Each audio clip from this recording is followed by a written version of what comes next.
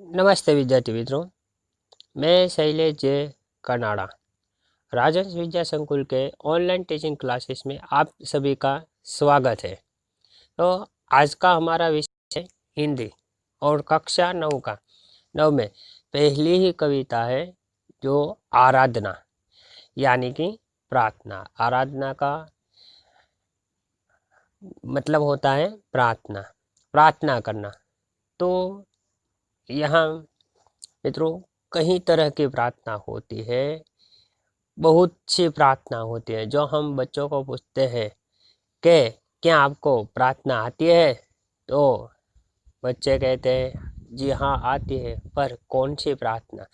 तो यहाँ जो प्रार्थना की बात की गई है वो है थैंक यू, यानी कि धन्यवाद। वही सबसे बड़ी प्रार्थना है, ऐसा माना गया है। किसी का उपकार मानना, किसी पर उपकार करना, किसी की मदद करना, वही सबसे बड़ी प्रार्थना है। तो उसी के बारे में हम चर्चा करेंगे। तो यहाँ देखें मित्रों, यहाँ कई तरह की प्रार्थना है।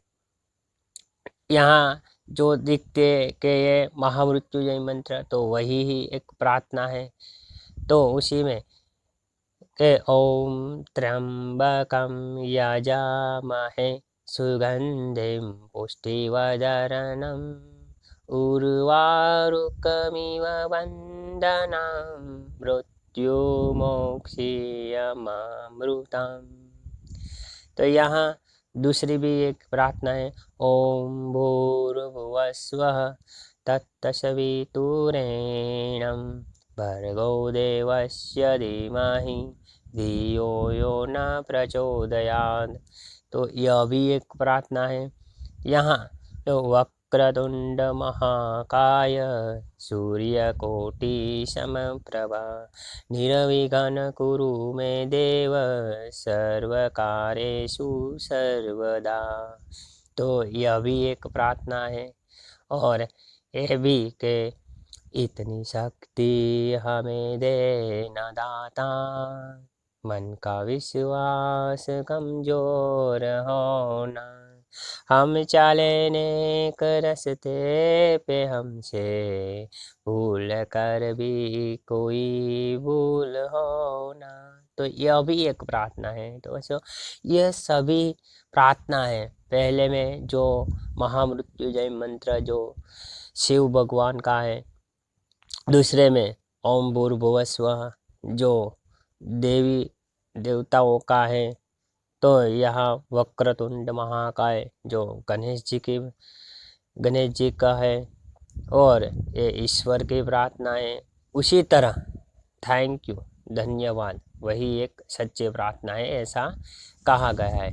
चलो तो हम उसी प्रार्थना के बारे में बात करते हैं। उसके पहले हम कवि का परिचय देखते हैं, जिसका कवि है वसंत बापट। वो हिंदी कक्षा 9 में जो पहला ही काव्य है आराधना यानी कि प्रार्थना, उसका कवि है वसंत बापटे। उसका जन्म सन 1922 में और निधन 2002 ईस्वी सन में हुआ था। श्री वसंत बापट ख्यात नाम कवि है। आपका जन्म महाराष्ट्र के सतारा जिले के कराड़ नाम गांव में हुआ था। पुणे आपकी कर्मभूमि है। उसका जन्म महाराष्ट्र में हुआ था और उसकी कर्मभूमि यानी कि उसने पूरा जीवन ये पुणे में बिताया था। राष्ट्र सेवा दल में आप अग्रणी रहे थे। उसने राष्ट्र सेवा दल में भी अग्रणी यानी कि बहुत आगे रहे थे। बहुत ही उसका महत्वपूर्ण योगदान था। व्यवसाय से प्राध्यापक रहे और आपके काव्यों में राष्ट्रभक्ति, समाज जागरण एवं मानवीय संवेदनाएं व्यक्त हुई है। यानी कि इस कवि जो है उस प्राध्यापक भी रहे हैं और उसने जो काव्य की रचना की है उसमें राष्ट्रीय भक्ति, समाज जागरण यानी कि समाज प्रत्यय की, समाज को उजागर करने की ही भावनाएं उसकी रही है। सेतु, बिजली, सकीना, सकरावी अकरावी, 11वीं दिशा, तेजस्वी, आपकी रचनाएं, ये सभी उसकी वसंत बापट की रचना है। तो ये हमने कवि का परिचय लिया था। अब हम इस कविता का परिचय प्राप्त करते हैं। तो इस प्रस्तुत प्रार्थना में सत्यम शिवम सुंदरम की भावना के साथ दीन दुखियों की रक्षा करना, मानवता की उपासना करना, भेदभावों को दूर करना, बैर भाव से मुक्त होकर विश्व बंधुत्व की स्थापना करना जैसे वैश्विक मूल्यों को हस्तांतरण करने की प्रेरणा देने वाली यह प्रार्थना मराठी से अनुदित है। तो इस प्रार्थना के अंदर बहुत ही सारे ढंग से उसी ने ये रचना की है। तो सत्य, शिव और सुंदर की भावना व्यक्त की है और दीन दुखियों की जो निर्धन है, निर्बल है, उसी का रक्षा करने का यहाँ बताया गया है। और मानवता की उपासना करना, मानवता में एक दूसरों को सहाय करना, एक दूसरों के साथ अच्छा व्यवहार करने की बात की है। भेदभावों को दूर करना, जो मानव के बीच जो भेदभाव है वही दूर करने की बात की है। और विश्व बंधुत्व की स्थापना करना, सभी एक विश्व कुटुंबकम की बात की है कि सभी लोग सब भेदभाव को भूलकर एक कुटुंब के जैसे रहे, ऐसी ही उसकी प्रार्थना है। एक कवि की ऐसी ही प्रार्थना है, यानी सभी मूल्यों को एक करने की प्रार्थना है। और ये प्रार्थना उसने मराठी में लिखी थी और उसके बाद उसका अनुवाद हिंदी में किया गया था। तो चले हम प्रार्थना शुरू करते हैं। तो इस प्रार्थना में बताया गया है, तो पहली पंक्ति है हमारी, देह मंदिर चित्त मंदिर एक ही है प्रार्थना, सत्य सुंदर मांगल्य की नित्य हो आराधना। तो इसी पहली पंक्ति में कवि कह रहे हैं कि कवि ये प्रार्थना करते हैं कि शरीर और मन से सत्य, शिव और सुंदर की आराधना हो। शरीर और मन से, देह यानी कि शरीर और चित्त यानी कि मन, एक ही प्रार्थना है और उसकी एक ही प्रार्थना है। क्या? तो क्या सत्य सुंदर की आराधना हो, लोग सच्चाई के मार्ग पर चले और उन्हें मन में सुंदर विचार आए। सभी लोग हैं वो सत्य के, हमेशा सत्य के मार्ग पर ही चले रहे और उसके मन में सुंदर ही विचार आया करे और सब एक दूसरे के हित की बात सोचे, नित्य हो आराधना। सभी लोग एक दूसरे का हित की बात ही करे और एक दूसरे का हित करे, यही कहा गया है। और दूसरी पंक्ति है, दुखियारों का दुख जाए है यही मन कामना, वेदना को परख पाने जाए जगाए संवेदना, दुर्बलों के रक्षणार्थ पौरुष की साधना। तो यहाँ पे कवि ने प्रार्थना की है। वो कवि कहते हैं कि हे प्रभु, मैं आपसे प्रार्थना करता हूँ कि दुखी लोगों को दुख से छुटकारा मिले। जो दुखी लोग हैं, जिसके पास खाने के लिए नहीं है, रहने के लिए मकान नहीं है, खाने के लिए जो अन्न नहीं है, तो वो सब, उसका जो दुख है वो दुख दूर हो जाए, उस दुख से उसको छुटकारा मिल जाए और लोग एक दूसरे की पीड़ा का अनुभव करें। लोग एक दूसरे की पीड़ा का अनुभव करें, यानी कि उसमें कहा गया है कि एक दूसरे का दुख एक दूसरे व्यक्ति समझे और ऐसा अनुभव करे और एक दूसरे की मदद करे।